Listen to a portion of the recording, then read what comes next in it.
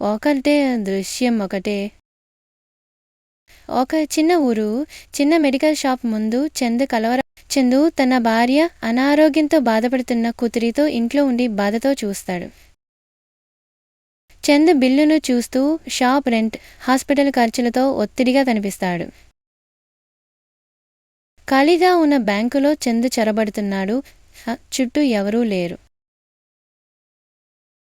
చందు బ్యాంకులో డబ్బు తీసుకుంటున్నాడు. ఆ భయంతో కనిపిస్తున్నాడు.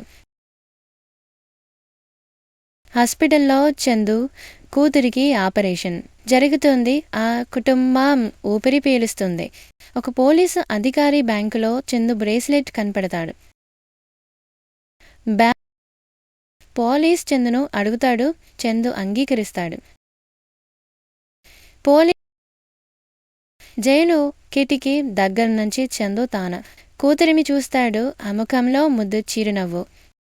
జైలు నుండి బయటకు వచ్చిన చందు కూతురిని గట్టిగా కౌగిలించుకుంటాడు. దీన్ని బట్టి మనము తెలుసుకోవలసినది అంతే, చేసిన తప్పు ఎవరైనా సరే ఒప్పుకోవాలి.